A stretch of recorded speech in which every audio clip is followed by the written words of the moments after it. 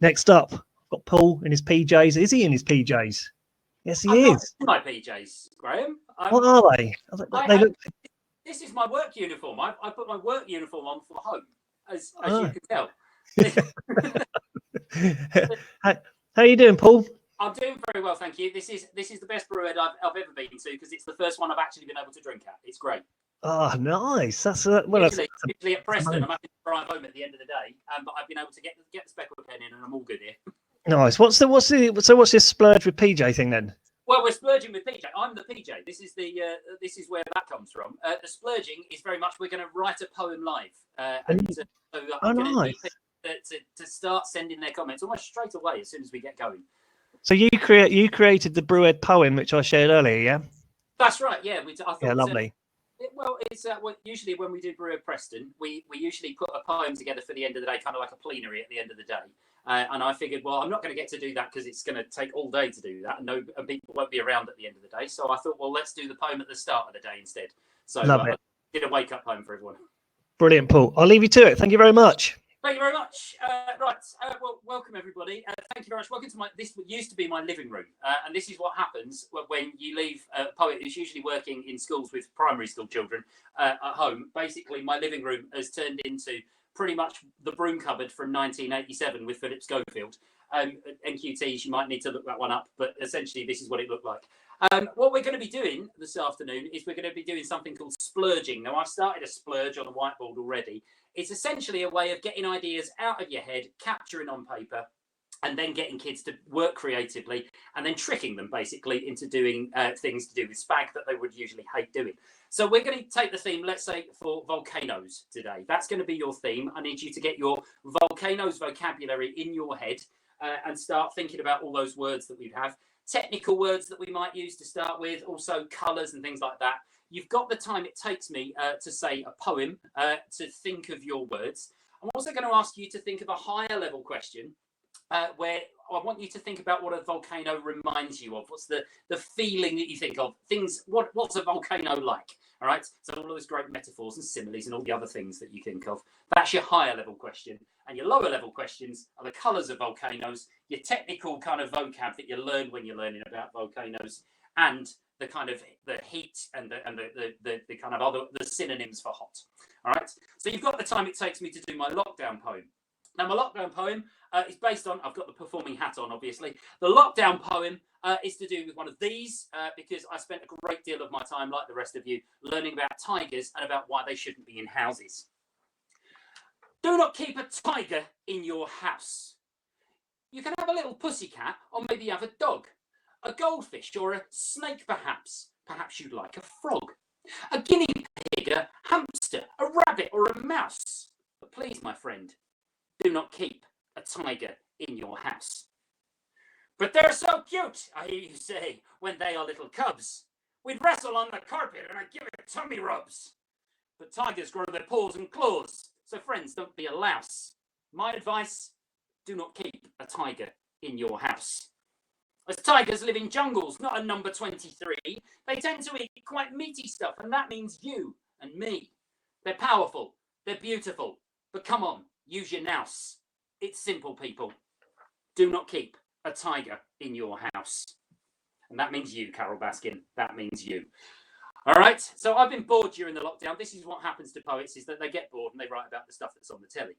Now, you might want to write about all sorts of things with your classes. And it could be topic work. You might be on a historical poem to do with the Romans. It might be that you are doing something that's a particularly sciencey kind of based stuff. Or it might be that you're looking for some sort of response to a piece of literature you've read in class.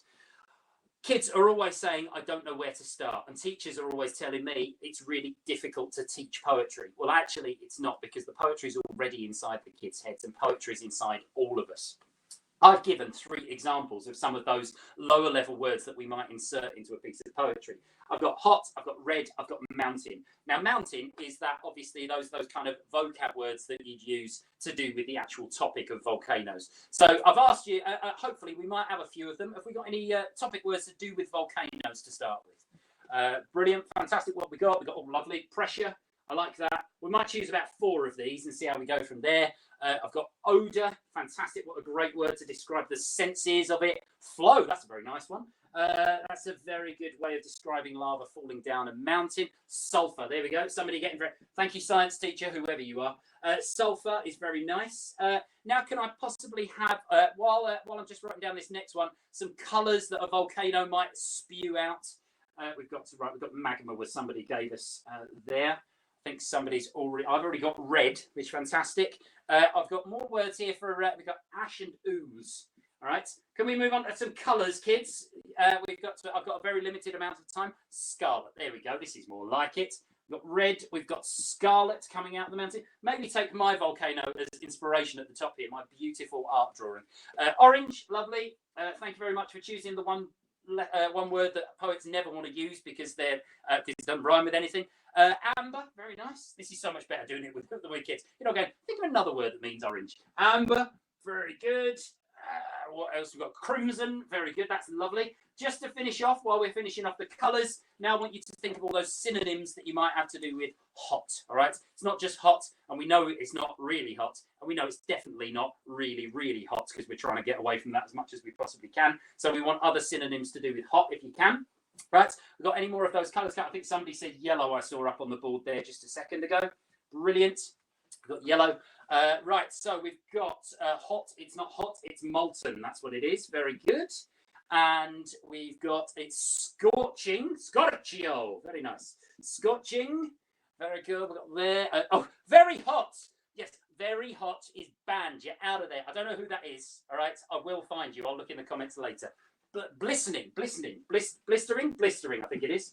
Blistering, very nice. And there's one at the top which I haven't got.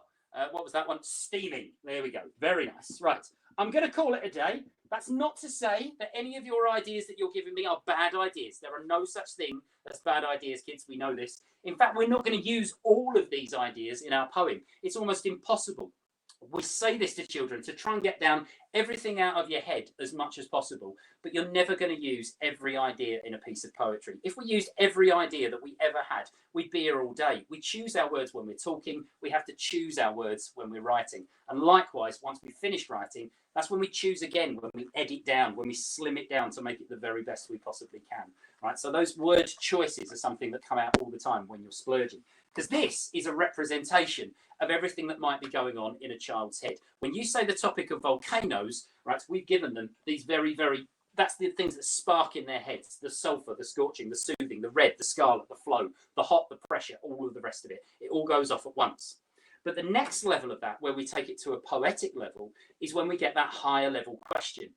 And we start to think, okay, so how then, right, what does it make us think of when I think of a volcano? What's a volcano like?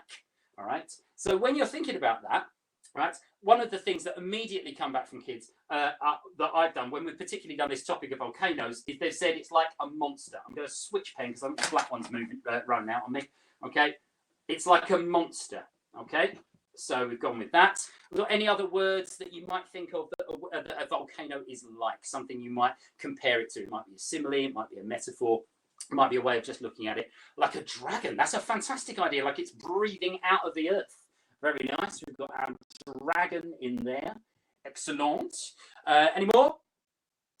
Very nice. Okay, we've got one more coming through. We only need a few of these, which is great. An explosion, like it was a bomb going off. Like the earth was exploding. Fantastic. Okay. Now, what we can do, I've got another like an angry beast. Angry beast. Very nice. I'm going to call that a day. And you can see that this is a little bit higgledy-piggledy, just like a child's brain. I often say that kids think sideways, all right? They don't always think in straight lines. Sometimes their brains think in all sorts of different directions. So our job as writers is to guide them and say, well, you know what? What can we do to help make this a little bit more like a piece of poetry? So I might take that word. I think the word giant came out just a minute ago on the board. I'm going to put that there. Okay. A giant, angry, steaming beast. There we go. A giant,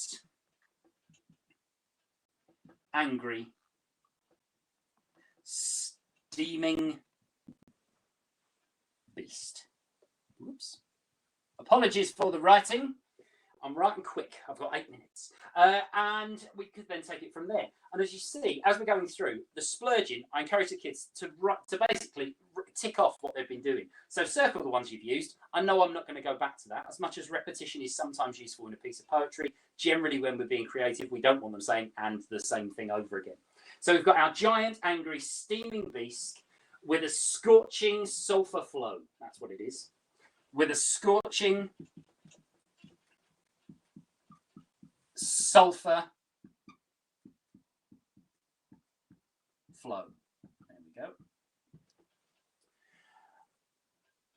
Odour oozing.